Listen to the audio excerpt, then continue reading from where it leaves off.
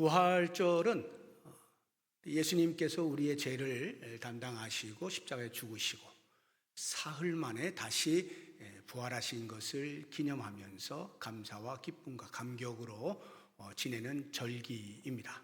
이 부활절 절기는 이 땅에 있는 모든 종교, 어느 종교에서도 흉내를 낼 수 없는 기독교만의 유일한 독특한 절기이죠. 다시 살아나신 이 일. 그래서 요즘 이렇게 포스트 모더니즘 사회 속에서 가끔 뉴스를 보게 되면 기독교든 불교든 뭐 서로 이렇게 축성탄, 축석탄인가요? 뭐 이렇게 서로 이렇게 축하도 해주고 뭐 이런 이제 교류를 하시는 분들이 계시는데, 부활절은 그런 게 없어요. 부활절은 할 수가 없어요. 왜냐하면 자기들은 없기 때문에 축부활 이렇게 해주질 못합니다. 그래서 독특한 기독교만의 절기인 것인데요. 그래서 우리가 부활주일이라고 하는 것은 부활하신 주님을 기념하여 성도들이 같이 기쁨으로 이제 예배하는 주일이 이제 부활주일입니다. 그래서 지난 한 주간 동안 고난주간을 지내면서 하나님의 말씀으로 예수님의 고난을 돌아보고 또 기도하면서 이렇게 동참하다가 주일 새벽에 예수님의 부활하신 것을 기념하여서 함께 모여서 지금 예배를 드리고 있죠. 그러니까 이 부활절 또는 부활주일의 주인공은 당연히 예수님이십니다. 그래서 부활주일에 설교를 할 때 저도 마찬가지고 대부분의 목사님들이 이제 본문을 선정을 할 때는 공간복음서에 나오는 또는 복음서에 나오는 예수님의 부활 그때 당시의 장면들, 이런 것들을 이제 본문으로 삼아서 이제 메시지를 전달하게 되는데요. 오늘 저는 조금 달리해서, 지금까지 제가 그렇게 해왔는데 올해는 조금 낯선 시각으로 좀 메시지를 좀 묵상하고 여러분들과 함께 나누고자 합니다. 그 낯선 시각이라고 하는 것은 오늘 말씀의 제목이 죽은 자를 살리시는 하나님이시잖아요. 죽은 자를 살리시는 하나님, 즉 부활의 주인공은 예수님이시지만 그 일이 일어나도록 하신 분이 계시는데 성부 하나님이시다 하는 것에 대하여 우리가 좀 초점을 맞추어서 묵상을 해보자 하는 것입니다. 이 부분에 대하여서 그 아는 거 아닌가, 당연한 거 아닌가 이렇게 생각을 하시지만 사실상은 놓치기 쉬워요. 그냥 지나가기가 쉽고, 예수님이 부활하셨을 때 그 당시에 그 상황들에 거의 우리가 초점을 맞추고 있기 때문에 죽은 자를 다시 살리시는 하나님에 대하여서는 그냥 무심코 흘려넘기기가 쉬워요. 그런데 이 예수님의 부활 자체가 하나님의 일하심의 결과인 것이고, 그것을 성경 곳곳에서 우리에게 이야기를 해주고 있습니다. 대표적으로 몇 증거 구절들을 여러분들에게 소개를 해드릴게요. 로마서 8장 11절 보시면 예수를 죽은 자 가운데서 살리신 이 하나님이시죠. 그의 영이 너희 안에 거하시면 그리스도 예수를 죽은 자 가운데서 살리신 이 하나님이 너희 안에 거하시는 그의 영으로 말미암아 너희 죽을 몸도 살리시리라 해서 예수님을 살리시는 하나님을 이제 이야기를 하고 있죠. 고린도서 15장 14절 이하를 보시면 그리스도께서 만일 다시 살아나지 못하셨으면 우리가 전파하는 것도 헛것이요 또 너희 믿음도 헛것이며 또 우리가 하나님의 거짓 증인으로 발견되리니 우리가 하나님이 그리스도를 다시 살리셨다고 증언하였음이라. 만일 죽은 자가 다시 살아나는 일이 없으면 하나님이 그리스도를 다시 살리시지 아니하셨으리라. 하나님이 그리스도를 살리셨다 이야기를 하고 있습니다. 사도 바울뿐만이 아니라 예수님의 제자였던 사도들도 역시 마찬가지로 같은 증거를 하고 있는데요. 사도행전 2장 23절 이하를 보시면 그가 하나님께서 정하신 뜻과 미리 아신 대로 내준 바 되었거늘 너희가 법 없는 자들의 손을 빌려 못 박아 죽였으나 하나님께서 그를 사망의 고통에서 풀어 살리셨으니 나와 있죠. 3장 14절 이하를 보시면 너희가 거룩하고 의로운 일을 거부하고 도리어 살인한 사람을 놓아주기를 구하여 생명의 주를 죽였도다. 그러나 하나님이 죽은 자 가운데서 그를 살리셨으니. 그래서 계속해서 하나님께서 그를 살리셨다고 증거하고 있는 것을 볼 수가 있어요. 죽은 자를 살리시는 하나님을 성경은 계속해서 이야기하고 있는 거예요. 그렇다고 하면 이제 우리는 부활신앙이 뭐냐라고 하는 부분에 대해서 다시 한번 이 낯선 시각으로 좀 바라볼 필요가 있습니다. 보통 우리가 부활신앙이란 하고 우리에게 물어본다면 예수님께서 사망 권세를 깨뜨리시고 부활하셨던 것을 믿습니다. 이게 부활신앙이라고 이야기를 하죠. 당연히 맞는 말입니다. 한 걸음 더 나아가면 예수님께서 부활하신 것처럼 우리도 그리스도 안에서 부활할 것을 믿습니다. 당연히 부활신앙입니다. 너무나 정확해요. 그런데 이 낯선 시각이라고 하는 오늘 다시 살리시는 하나님이라고 하는 관점에서 부활신앙을 재정의해 본다고 하면 죽은 자를 살리시는 하나님을 믿는 것이 부활신앙이다. 이렇게 이야기할 수가 있는 것입니다. 어쩌면 이것이야말로 부활신앙의 요체, 부활신앙의 본질이라고 할 수가 있어요. 그래서 성경은 하나님께서는 우리에게 이와 같은 부활신앙이 필요하다라고 하는 것을 강조하시기 위해서 아브라함이라고 하는 한 인물을 등장시키십니다. 아브라함의 편에서 볼 때는 하나님이 그와 같은 계획을 가지고 자기를 들어 사용하실 때 거기에 합당하게 반응함으로써 부활신앙은 이런 거야 하고 후세의 우리 성도들에게 모범으로 보여주셨는데요. 이 아브라함의 일대기 가운데 큰 두 개의 사건, 이삭과 관련된 두 개의 사건이 있어요. 하나는 이삭을 얻을 때, 그리고 또 다른 하나는 이삭을 바칠 때. 이 두 사건 속에서 아브라함이 가지고 있는 부활신앙을 우리가 똑똑히 볼 수가 있어요.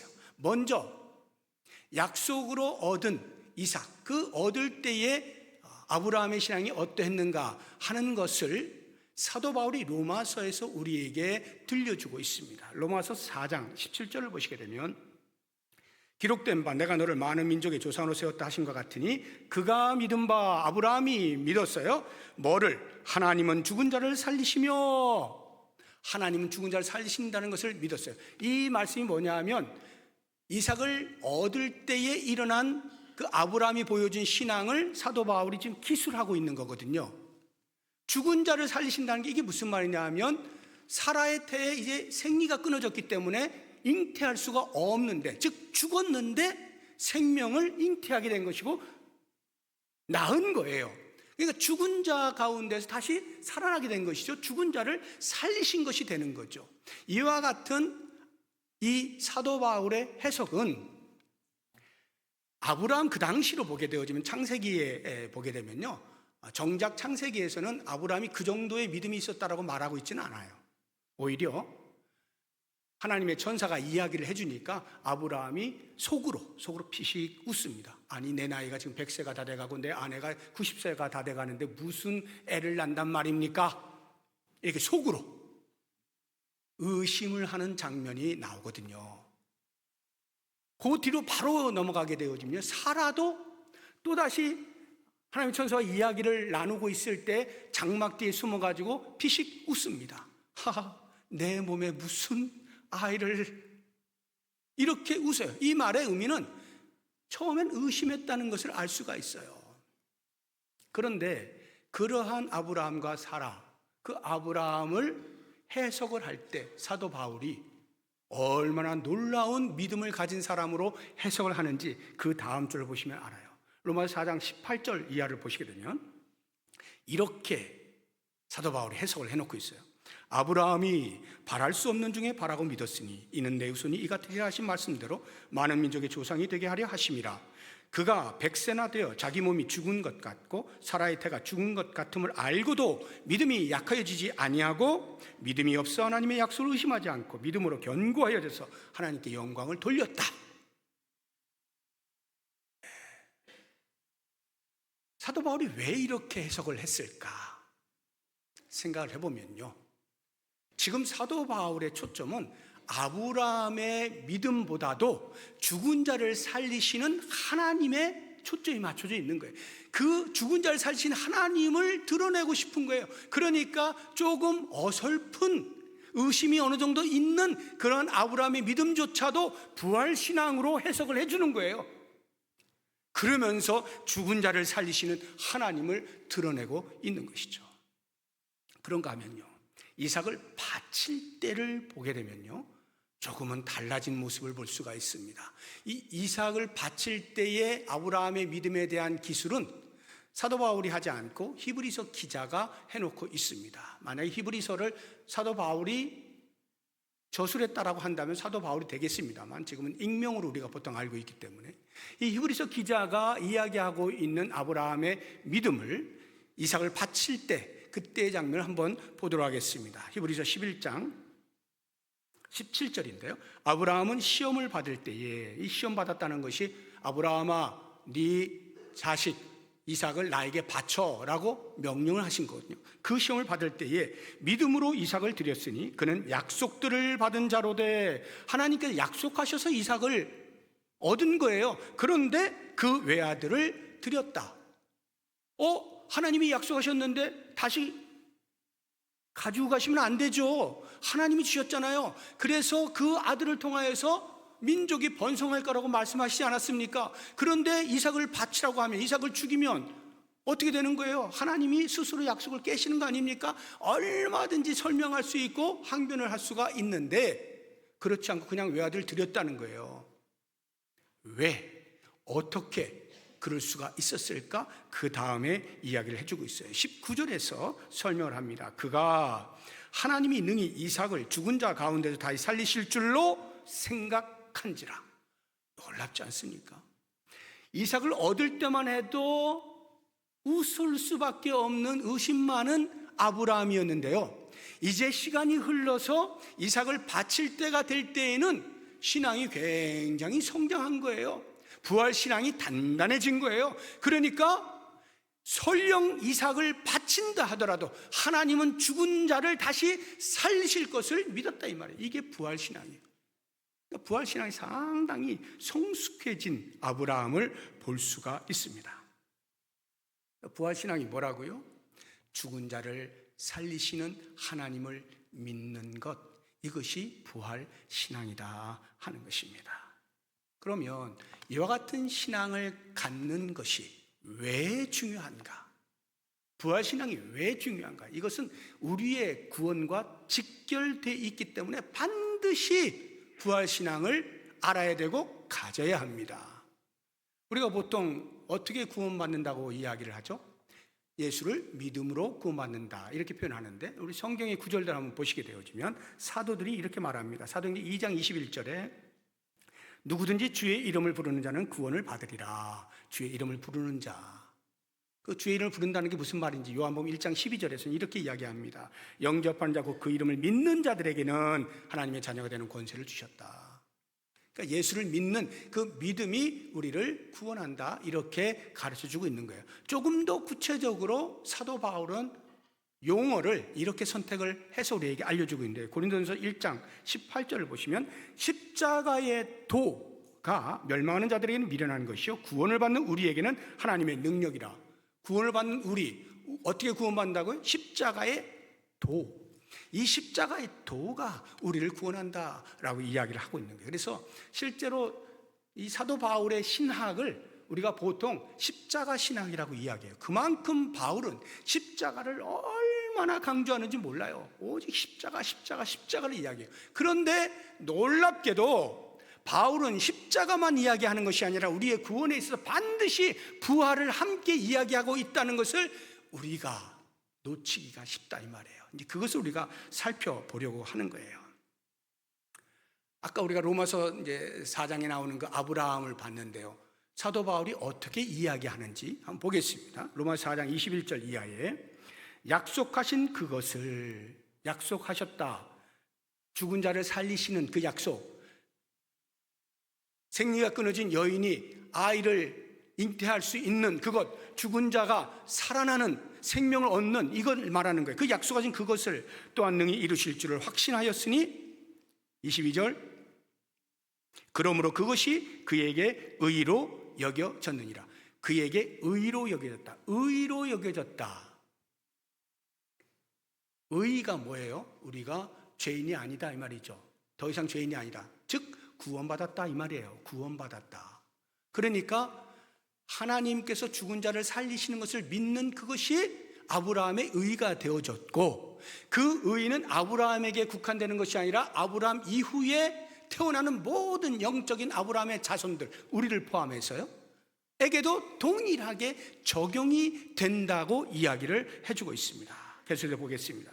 로마서 4장 23절 이하인데, 그에게 의로 여겨졌다 기록된 것은 아브라함만 위한 것이 아니요 의로 여기심을 받을 우리도 위함이니. 의로 여기심을 받아요? 구원받아요?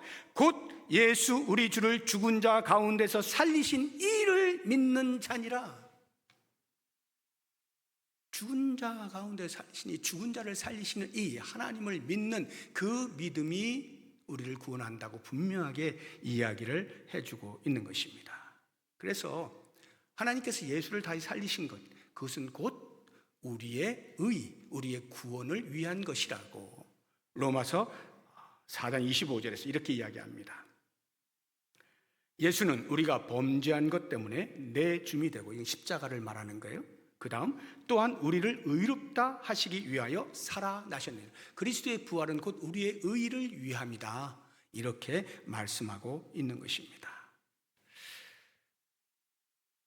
그렇게 볼 때 우리의 구원의 완성이라고 하는 것은요, 십자가의 도를 믿는 그 믿음과 죽음 가운데에서 부활하셨다라고 하는 것을 믿는 이 믿음, 두 가지가 합쳐질 때 동전의 양면과 같이 우리의 구원이 완성이 되는 거예요. 그래서 우리가 전도할 때 많이 인용하는 성경 구절을 어느 한 부분에서 우리가 놓치기 쉬운 부분들을 제가 오늘 말씀을 드리려고 하는데, 로마서 10장 9절을 보시게 되면 이 말씀 많이 보셨을 거예요. 내가 만일 내 입으로 예수를 주로 시인하며 또 하나님께서 그를 죽은 자 가운데 살리신 것을 내 마음에 믿으면 구원을 받으리라 해서, 여기에서 우리가 보통 마음에 와닿는 것이 뭐냐면 입으로 시인하여 마음으로 믿어 구원을 받는다, 이것이 초점이거든요. 근데 마음으로 믿어 구원을 받는다라고 할 때 그 앞에 나와 있는 이야기를 보세요. 하나님께서 그를 죽은 자 가운데서 살리신 것을 믿으면, 그러니까 우리의 믿음에는 십자가의 죄사함뿐만이 아니라 그리스도를 다시 살리신 그 하나님을 믿는 믿음, 부활신앙이 같이 있어야 우리의 구원이 완성된다라고 이야기를 하고 있는 거예요. 그러면 우리가 생각해 볼 때 십자가가 우리의 죄를 대신하여 예수님께서 죽으신 자리잖아요. 그것으로 안 되나? 예수님께서 십자가에 죽으셨어요. 그러니까 우리의 죄가 다 사해지잖아요. 사해지면 된 것 아닌가? 사해지면 우리가 자유함을 얻는 거 아닌가?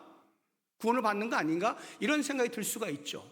한번 생각해 보세요. 하나님 편에서 십자가의 자리는 하나님의 공의가 실현되는 곳이에요. 죄 삭시 치러지는 곳이 십자가잖아요. 우리가 매달려야 되는데 예수님이 대신 매달려 죽으신 것뿐이지, 그 자리는 하나님의 공의가 실현되는 거예요. 그러니까 그 하나님의 공의가 실현되어진 십자가를 통해서 우리의 죄가 어떻게 됐어요? 다 도말된 거죠. 깨끗해진 거예요. 그것으로 끝난 것 같이 보이는데, 사탄의 편에서 보게 되어지면 십자가의 자리가 어떤 자리냐? 사탄이 가지고 있는 권세를 마지막까지 누릴 수 있는, 영향을 미칠 수 있는 자리가 십자가의 자리인 거예요.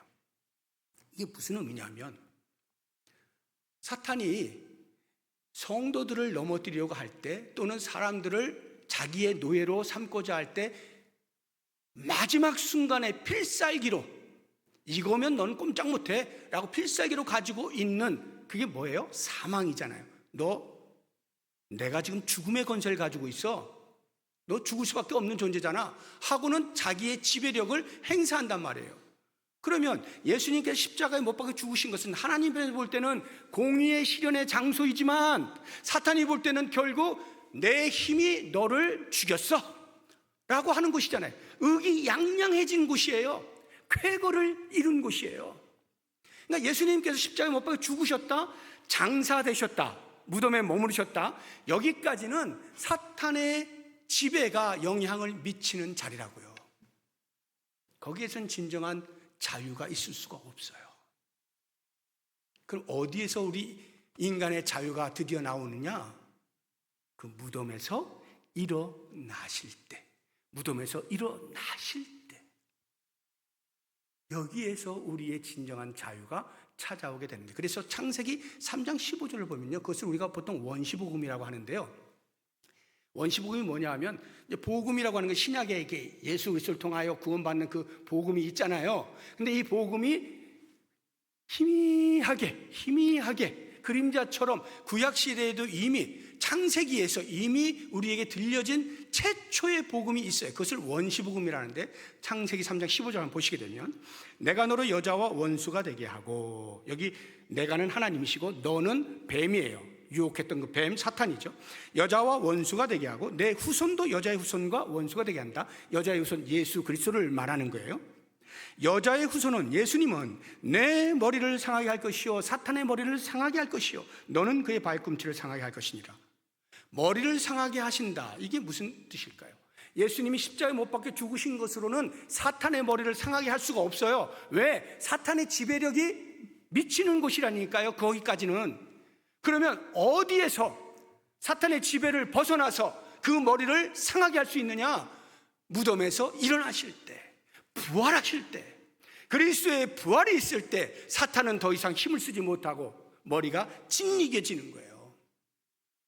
이미 원시 복음에서부터 그리스도의 부활이 우리의 구원에 절대적인 영향을 미친다고 하는 것을 알려주고 있는 것이죠. 그렇기 때문에 우리의 구원은요, 십자가를 빼놓고서도 말이 안 되지만 부활을 이야기하지 않고도 말이 안 되는, 반드시 십자가를 지나 부활에까지 이를 때에 우리의 구원이 완성이 된다는 사실을 꼭 기억하셔요. 그래야 우리의 부활신앙이 얼마나 중요하다라고 하는 것을 알게 되는 것입니다. 그러면 이제 우리의 삶에서 이 부활신앙을 갖게 되어질 때 우리의 유익이 무엇냐 하는 것을 이제 생각을 해봐야 되는데, 기본적으로 이제 우리 성도 여러분들이 다 부활신앙을 가지고 있잖아요. 그 부활신앙을 가지고 있으면 내면의 평안을 누릴 수가 있고요, 감사가 있고 기쁨이 있고 하늘을 바라보는 소망을 갖게 되죠. 나도 주님과 함께 부활하여서 영원히 주님과 함께 산다라고 하는 기대를 가지게 되죠. 이러한 유익들이 있어요. 그런데 우리의 삶의 현실적인 유익은 뭐냐 이렇게 할 때, 제가 현실적이라고 표현을 하는 이유는, 우리의 삶을 보통 어떻게 생각합니까? 보통 우리의 삶을 너무 즐거워, 너무나 행복해, 이런 사람은 거의 없어요. 대부분 다 힘들어. 이런 인생이 그렇거든요. 힘들어. 그래서 불교에서는 뭐라 그래요? 인생을 고해와 같다, 괴로움의 바다와 같다, 이렇게. 괴로움의 호수도 아니고 바다라는 거예요. 괴로움이 한 번 오면 없어지는 게 아니라 계속 바다에 푹 빠진 것처럼 말이죠. 계속해서 고난이 다가오는 그러한 인생이다라고 이야기하는 거예요. 이 불교에서 잘 본 거죠. 그런데 그것은 현상을 본 거예요. 왜 그런지를 몰라. 죄 때문에 그런 거거든요. 죄가 세상에 들어오게 되면서부터 그렇게 된 거거든요. 그래서 인생을 이야기할 때는 고난의 연속이에요. 그렇다고 하면 이것이 우리의 현실이라고 볼 때, 부활신앙을 갖게 되어질 때 이 현실에 어떠한 유익이 있는가? 고난 가운데에서 과연 부활신앙은 어떤 영향력을 발휘하는가? 우리가 보통 고난을 받을 때는 여러 가지 이유로 인해서 고난을 받아요. 가장 먼저 생각해 볼 수 있는 것은, 우리가 잘못했을 때 하나님께서 징계 차원에서 고난을 주실 수가 있죠. 그럴 때는요, 뒤도 돌아보지 마시고 그냥 하나님 앞에 나오시면 돼. 무릎을 꿇으시고 하나님 잘못했습니다, 용서해 주세요, 회개하시면 곧바로 고난이 사라져요. 징계가 사라집니다. 그런데 그런 거 말고요, 복음을 전하다가 고난을 받는 경우가 있어요. 복음을 전하는데, 초대교회 당시에는요, 복음을 전하다가 심지어는 죽죠. 그걸 우리는 순교라고 말을 하는데, 순교를 당하는 일까지도 일어납니다. 우리나라도 불과 몇십 년 전만 해도 그런 박해가 많이 있었던 나라예요. 지금은 거의 그런 것도 없어요. 우리 이제 예배 끝나고 나면 잠깐이라도 부활의 소식을 전하기 위해서 나갈 텐데, 나가다 보면 이런 일들이 있어요. 그것을 고난이라고 하기엔 좀 쑥스럽지만 그래도 고난이라고 하면 고난인 것이, 예수를 믿으세요 이렇게 전하는데 사람들이 아무런 관심이 없어요. 그냥 쳐다도 안 보고 그냥 막 뚜벅뚜벅 자기 길을 가게 되면 굉장히 머쓱해지죠. 손을 내밀다가 아이고 이렇게. 또는요, 슬쩍 비웃고 가는 사람도 있어요. 슥 그러면 이 속에서 갑자기 막 이렇게 오그라들죠. 근데 심한 사람은요, 뭐라 하는 사람이 있어요.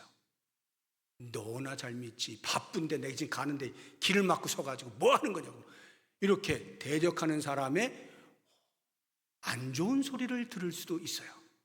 복음을 전하다가 이러한 것들, 그러니까 얼굴이 부끄러워지고 괜히 마음이 막 두근두근해지는 이러한 일들을 겪을 수가 있죠.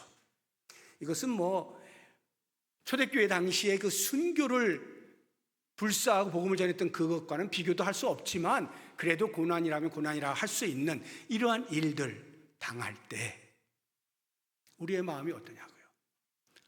다시는 내가 전도 안 한다.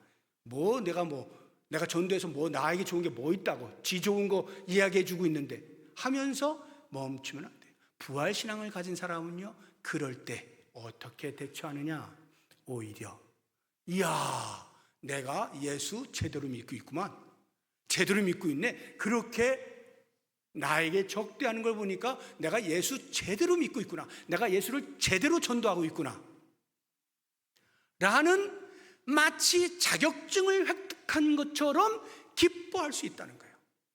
저는 이것을 역설적 기쁨이라고 여러분들에게 표현을 하고 싶은데, 사도들이 바로 이와 같은 역설적 기쁨을 누렸던 사람들이에요. 부활신앙이 있게 되어지니까 말이죠. 사도행전 5장 41절을 보시게 되면, 사도들은 그 이름을 위하여 능력받는 일에, 박해를 받는 거예요. 예수 복음을 전하다 보니까 유대 종교 지도자들이 막 와가지고 잡아가고 때리고 못하게 맞고 막 이러는 거예요. 그런 능력받는 일에 합당한 자로 여기심을 기뻐했다. 놀랍지 않습니까? 고난받는 것을 마치 내가 예수 제대로 믿고 있음에 대한 증거라고 여기면서 기뻐하는 거예요. 내가 제대로 믿는 사람이로구나. 기뻐하는, 역설적인 기쁨이에요.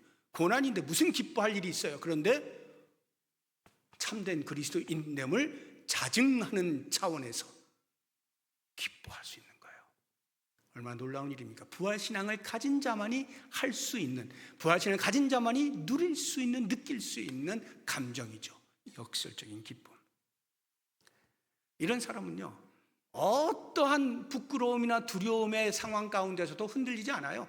담대하게 복음을 증거할 수가 있는 것입니다. 그런가 하면요, 부당한 고난을 받을 때가 있어요. 부당한 고난이라고 하는 것은요, 선을 행하는데 오히려 돌아오는 것은 박해예요, 고난이에요. 우리 속담에 떡 주고 뺨 맞는다는 속담 있잖아요. 떡 줬는데 감사합니다 이런 말이 돌아와야 되는데 갑자기 뺨을 때리는 거예요. 깜짝 놀라죠. 그럼 어떻게 돼요? 제 마음에 이런 하면서 억울해하거나 어이없어 하거나 아니면 분노가 일어날 수 있겠죠. 부당한 고난을 받을 때 부활신앙을 가진 사람은 어떻게 대응하느냐? 모든 것을 아시는 하나님, 죽은 자를 살리시는 전능하신 하나님이 이 상황을 다 알고 계신다. 그러므로 심판을 하나님께 맡기고 나는 그저 참는 거예요. 베드로전서를 보겠습니다. 2장 19절 20절인데요. 부당하게 고난을 받아도 하나님을 생각함으로 슬픔을 참으면 이는 아름다우나 죄가 있어 매를 맞고 참으면 무슨 칭찬이 있으리요. 그러나 선을 행함으로 고난을 받고 참으면 이는 하나님 앞에 아름다우니라. 하나님 앞에 아름다운 자세, 태도를 취할 수 있는 비결은 부활신앙에 투철할 때 가능한 거예요. 부당하게 고난을 받는 상황 가운데서도 하나님이 다 알고 계셔. 하나님께 의탁을 하는 거예요. 심판을, 신원을 하나님께 의탁을 하는 거예요. 부활신앙은 이러한 능력이 있습니다. 그런가 하면 또 하나의 이제 고난을 제가 말씀을 드리고 싶은데, 이 고난에 피할 수 있는 사람은 아무도 없어요. 그래서 제가 그냥 보편적 고난이라 이렇게 이제 이름을 붙여봤는데, 보편적 고난, 이게 뭐냐면 죄가 이 세상에 들어오게 되면서부터 인간 사회 속에는 고난이 그치지 않는 거예요. 그리고 이 고난은 어떤 사람을 예외로 두지 않고 모두에게 찾아가요. 크기와 정도와 내용은 조금씩 다를 수 있겠지만 고난이라고 하는 그것은 어느 누구에게도 다 찾아가요. 예수 잘 믿는다고 고난이 피해가나요? 절대 절대 그렇지 않습니다. 모두에게 보편적으로 찾아오는 고난이 있습니다. 예를 들어서 몸이 아파서 질병에 걸렸어요. 이거 예수 믿는다고 질병 안 걸립니까? 아니죠. 누구에게나 걸려요. 질병에 걸리는 이러한 고난 있을 수 있죠. 경제적인 어려움을 겪을 수 있어요. 예수 잘 믿으면 경제적으로 언제나 부합니까? 아니요. 예외가 없다니까요. 모든 사람들이 당하는 고난 찾아올 수 있어요. 또는 관계로부터 인하여서 갈등이 일어난다든지, 아니면 생이별을 해야 된다든지, 아니면 배신감을 느끼게 된다든지, 뭐 등등의 이런 관계에서 오는 고난들도 얼마든지 있을 수 있어요. 이런 고난에 대해서는 불교가 참 자세하게도 나눠놨어요. 굉장히 자세하게 나눴는데 그걸 다 설명을 드릴 수는 없고, 우리 인생에 그렇게 고난이 많다 이 말이에요. 누구에게나 찾아오는 고난이라는 말이에요. 한 번 오면 그 다음부터는 안 오는 게 아니고 계속 찾아오는, 이게 우리의 인생이에요. 그러면 이러한 인생 속에서 부활신앙이 어떻게 그러한 고난을 이겨낼 수 있을까 생각해 보면요, 부활신앙을 가진 사람은요, 이 땅에서의 삶을 다라고 보지 않는 거예요. 잠시 거쳐가는 나그네의 삶이라고 보는 것입니다. 그러니까 그 잠시 거쳐가는 삶을 지난 영원한 삶에서 부활하여 주님과 영광스러운 삶을 살게 될 것을 바라볼 때 이 땅에서의 그 고난들은 얼마든지 견뎌내게 되는 거예요. 생각해 보세요. 부활신앙을 가진 사람은 부당한 고난을 받을 때조차도 하나님께 심판을 맡기고 참잖아요. 부당한 고난조차도 참을 수 있다라고 한다면, 그냥 누구에게나 찾아올 수 있는 그 고난을 맞이할 때 왜 이것이 나에게만 찾아와, 왜 나만 이런 고통을 받아, 처음에는 그렇게 할 수 있을지 몰라도 말이죠. 생각해보면 누구나 다 겪는 거거든요. 그러면 어떻게 돼요? 그렇구나, 그것에 내가 흔들릴 필요가 없는 거지. 부당한 고난도 내가 참을 수 있는데 하물며 이까지 고난쯤이야 하면서 넘길 수가 있다고요. 이게 부활신앙을 가진 사람만이 보일 수 있는 삶의 태도예요. 얼마나 놀라운 일입니까? 그래서 이 부활신앙은요, 현재 우리가 이 땅을 사는 동안에 겪게 되어지는 그런 고난들에 대해서 일희일비하지 않아요. 그냥 무릎을 툭 꿇고 내 인생은 어쩔 수 없는 인생이야, 이렇게 하지 않습니다. 왜요? 더 멀리 바라볼 때 지금 당장 우리가 당하는 고난과는 비교할 수 없는 영광이 우리 앞에 놓여져 있거든요. 사도 바울이 그 이야기를 하잖아요. 로마서 8장 18절에 생각하건대 현재의 고난은 장차 우리에게 나타날 영광과 비교 자체가 안 된다, 이렇게 이야기를 하는 거예요. 그래서 부활신앙으로 투철한 사람은요, 사탄이 마지막 필살기로 가지고 있는 게 뭐라고요? 사망이라 그랬잖아요. 죽음이라 그랬잖아요. 그런데 그 사망을 무력화시켜요. 어떻게 해요? 사망아, 너의 쏘는 것이 어디 있느냐? 사망에게 사망을 선고해버려요. 고린도전서 5장 15장 보겠습니다. 55절 이하에 사망아, 너의 승리가 어디 있느냐? 사망아, 내가 쏘는 것이 어디 있느냐? 사망이 쏘는 것은 죄요, 죄의 권능은 율법이라 하면서 사망에게 책망하는 거예요.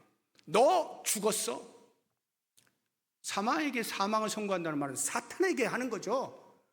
너는 나를 건드릴 수 없어. 부활신앙을 가진 사람만이 사탄을 향하여 당당하게 외칠 수 있는 말이에요. 왜? 최후의 승리에 대한 확신이 있기 때문이에요. 하나님께서 그리스도의 부활과 함께 우리를 부활시키시고 마침내 승리의 자리에 이르게 하신다는 사실을 알거든요.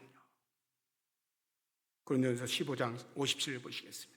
우리 주 예수 그리스도로 말미암아 우리에게 승리를 주시는 하나님께 감사한다. 사랑하는 성도 여러분, 이 부활의 아침에 죽은 자를 살리시는 하나님을 믿는 이 부활신앙 다시 한번 잘 정립하시면서 우리가 겪게 되어지는 이 땅의 삶이 아무리 고난으로 점철된다 할지라도 거기에 휘둘리지 마십시오. 주저앉지 마십시오. 포기하지 마십시오.